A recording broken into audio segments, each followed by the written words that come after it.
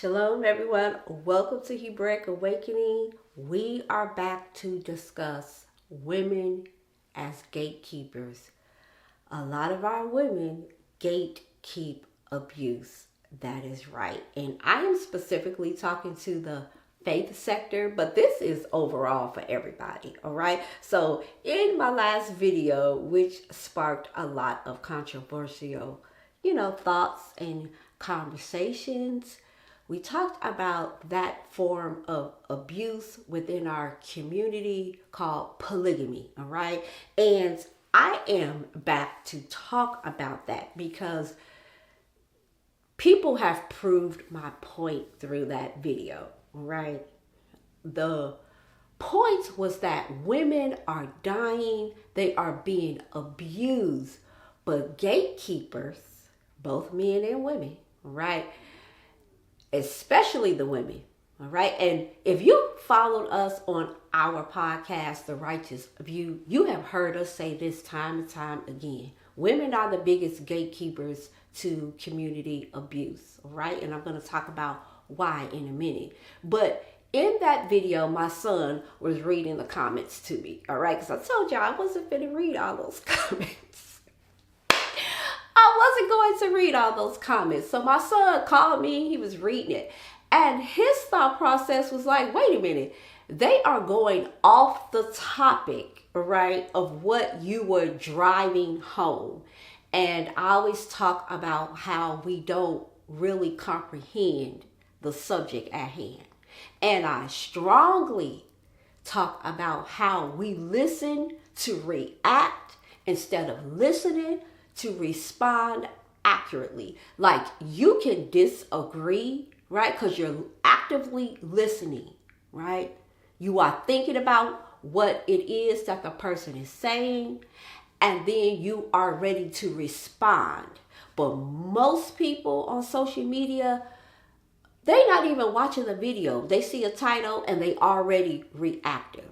And I talk about trauma all the time, especially if you are a descendant, all right, of the slave trade in North America, chattel slavery. Honey, you filled with trauma from generations, all right? You was born with that DNA of trauma, all right? So you are very reactive, and I love our people, but our people here in North America, we are super emotional and reactive to everything, and we don't take the time to critically think. And I talk about how critical thinking is just done away with in school. They just not going to teach us, right? So I want to put everybody on Front Street again.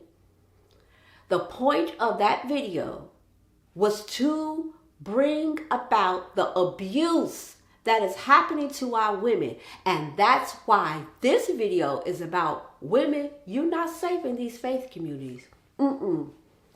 Run. That's what I say. Run, stay at home until you find a community that is safe. And I don't care if that takes you a year, 2 years, 3 years, whatever. I want you to actively, right, be a part of a community, even if it's 2 or 3 of you. Okay, the community don't have to be big. You could start off just having a home study with a couple of girlfriends that you trust, that you could just study together.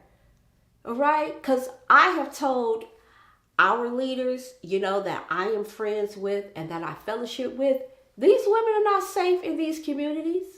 I myself, all right, have told women to go to certain communities, and I wish I had of shut up. All right? Because once I found out that these communities are crazy, I felt so bad. And so when people came back, it was like, you know what? After a year or so, this certain community does this. Did you experience it? And now I have to say what it is. And I don't like putting stuff into people's ears about certain communities. I want to see, when you go to that community, did you pick up? Are you discerning? Or you are just there for community's sake. You don't care what's going on. You just there to be with community, right? So I've learned not to really suggest a whole lot of communities. I have a few communities that I suggest that people can sit down and learn Torah. But one thing that I am learning here on these internet streets is that people do not want to learn Torah. They think learning Torah is boring. Now let's talk about the women who gatekeep, all right? And the reason why I say they are the biggest gatekeepers, right? Because it's more women inside of abusive communities than it is men, right?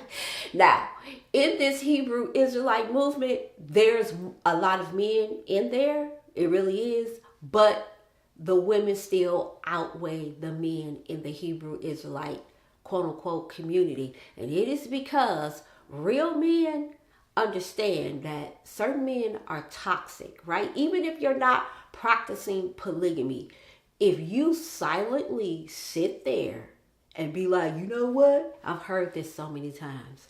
I don't really practice polygamy, but it's in the Bible, so it's okay. And I'm like, we live in America where polygamy is wrong, all right? First off. And if you really want to practice polygamy, and that is your heart's desire, you probably should just move to a country that practices polygamy legally, all right? Number two, the way that polygamy is practiced here in the United States is ghetto. Ghetto on all fronts. And I could call out all of the religious sectors that practice ghettoism called polygamy, right? And they have done documentaries on each of these faith sectors. And I'm waiting on the documentary for the Hebrew Israelites. I am waiting. I'm going to have popcorn and everything.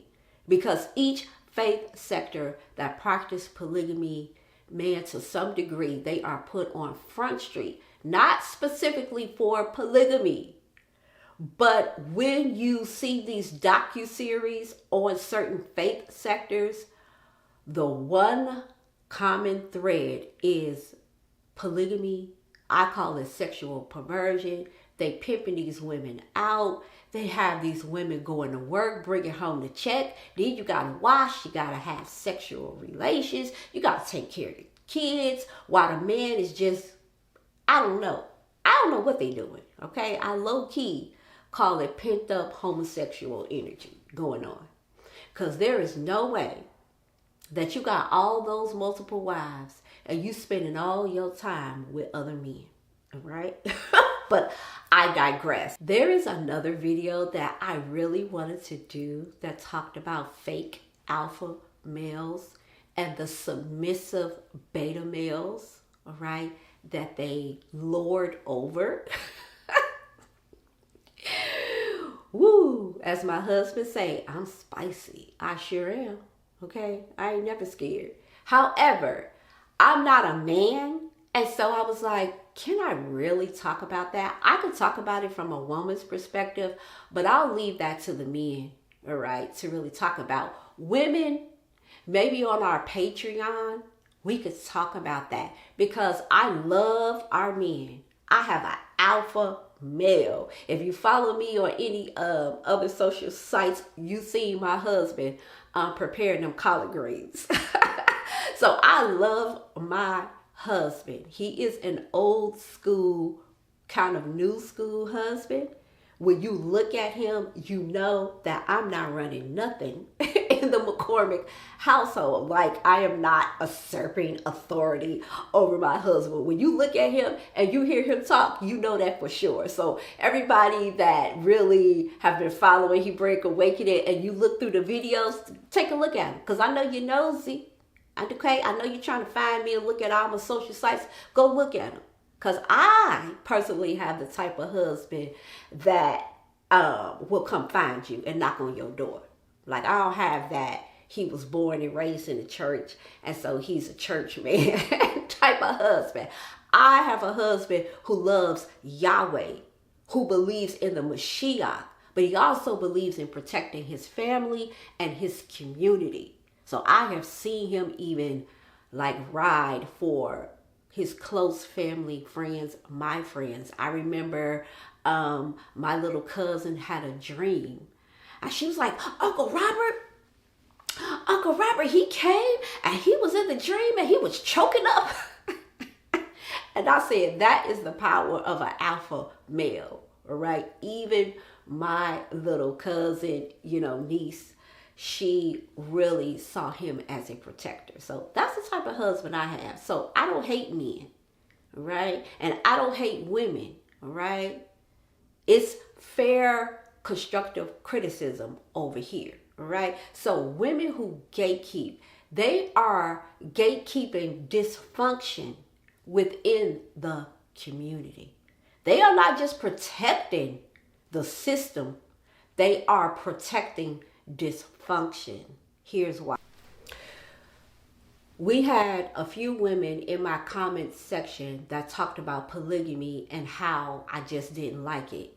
But those women, all right, who are for polygamy never talked about the abusive side of polygamy here in the United States. I'm not talking to anybody that lives in a different country. This conversation is for African Americans, right?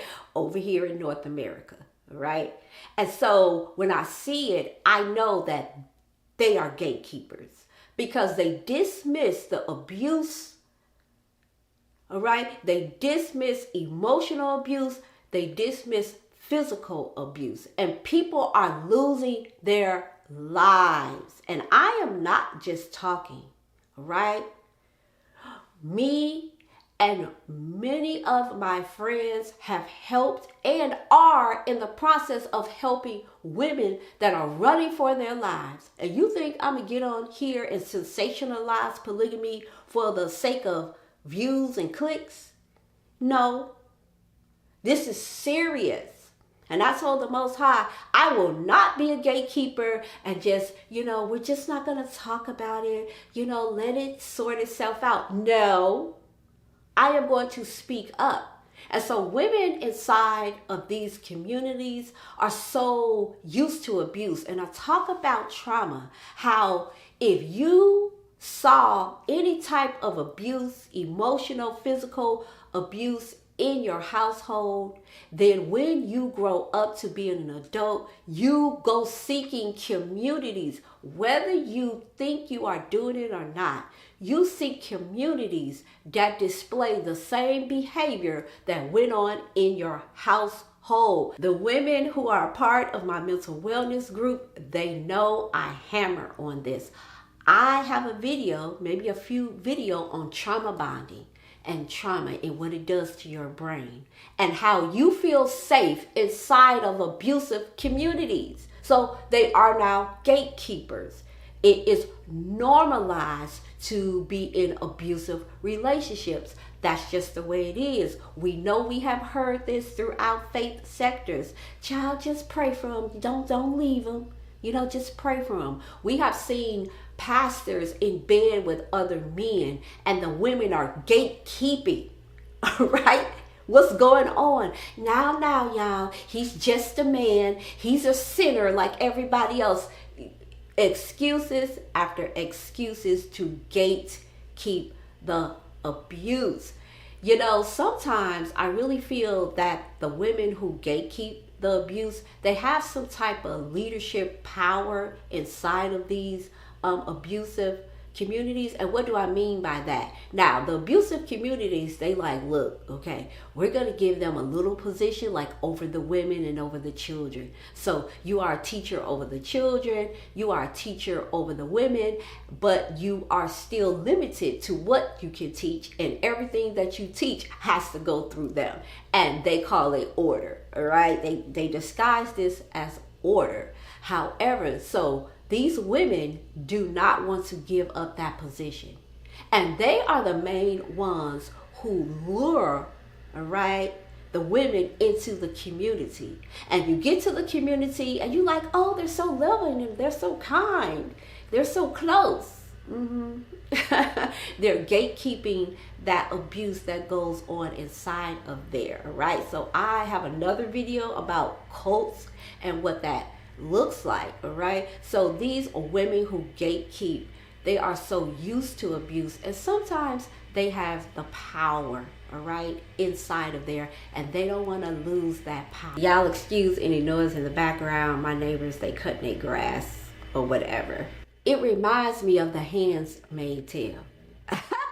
Women, if you watch that TV show, that series, and the Testaments, that's what them Hebrew Israelites want. They want us to do The Handmaid's Tale. If you haven't watched that, I suggest you watch it, because this is a perfect visual about how people want to subjugate and abuse women, and how the women are the gatekeepers to the abuse. Perfectly stated. Watch The Handmaid's Tale, the Testaments. That is what they really want from us, all right? It is so sad because our men, all right, have been through the ringer. They have been through horrific things just like we have, and you would think now that they would be our biggest protectors, but trauma doesn't allow it. So that's why I don't like to bash men. I don't like to bash women, but we have to bring awareness to this epidemic, pandemic that is plaguing our communities. So if you are inside of a community that is gatekeeping, you're going to have to stop going. That is one of the ways that you cut off trauma bonding. When you have trauma bonding with a community and you have these gatekeepers that are pulling you back, you have to cut it off, because trauma is likened to people that are addicted to drugs. You really have to watch my video that talks about the chemical storm that happens in your brain when you are trauma bonding, right? So you have to cut it off, like you are going cold turkey from that particular ministry. You need to be as safe as you possibly can. Again, sometimes it is really hard to escape these communities, and you're going to find that when you escape these communities and you say no to the gatekeeping, that they are going to ostracize you. They are going to see you in the store and completely ignore you. They are going to tell everyone to stop talking to you, and you're going to have to be brave and courageous, because you are moving on to the next level in your healing journey and in life. And most importantly, you are moving closer and closer to your Creator, establishing that relationship that He wants to have with you. All right. So do not let these women gatekeepers that lift up polygamy keep you bound. I'm telling you that they are the biggest gatekeepers to abuse, especially in the faith sectors. But you can find gatekeepers all over your workplace, right? Your family, biggest gatekeepers. We have to be that generation that says no, to stand up, to be very courageous, even against the religious system, right? And where they tell you, shh, don't say nothing, be quiet, keep that to yourself. We have to stand up and we have to be vocal. And not only vocal, but we need resources, all right? So we are having a women's conference, all right? Okay, in August. And I'll share more as we meet and solidify the actual date. But you know, it's real, and we are going to give resources. We are going to recommend ministries that you can feel safe with, learning Torah via Zoom if you can't make it to the actual place. You know, sometimes your nervous system needs to reset and know that you're safe. So sometimes I hate to say it, you have to stay home. And Shabbat and the feast days are such a beautiful time to be with community. However, okay, you have to do what's best for you in that season. So you're not going to be sitting at home keeping Shabbat and the feast days by yourself forever. But you do need to detox from people, all right, from harmful ideologies. So I'm telling you that it's okay to sit at home until the Most High releases you to go. And I want you to actively be seeking, a small community, maybe 2, 3, 5, 10 people. Most importantly, be actively seeking a relationship with him so he can tell you who to remove, right? Who to be cautious of, what to look for inside of these abusive communities. And when you see and hear that they are practicing things that are harmful, dangerous to you, leave. If you feel that you are under control for anything, leave. You don't have to stay. You're not going to hell. You're not going to the lake of fire. That is a bunch of foolishness for people to tell us that. All right? So I'm here to help you, all right? And to give you some advice. However, I want you to seek the Most High because he is going to be the one to give you the best advice and to give you strategy. That is what the wisdom of the elders is supposed to be. We have lived experiences and we are supposed to give you that type of strategy. Now, if you want to learn Torah right now, join my Patreon at Hebraic Awakening. We went over that Torah portion about the menorah, and I brought it from a metaphysical standpoint. For me, metaphysics plays a huge part in how we walk out and have relationships in our faith community. Now, you need to go and join and read that. I have a free tier and I also have a paid tier. So if you can't afford, all right, the little $8, then there is free content and you can have a safe community where you're learning, you can ask questions in a very safe environment. All right. So remember what I said. Leave if you feel you are under any type of abuse or control. And remember, women are the biggest gatekeepers, so don't listen to them. Leave, leave, leave.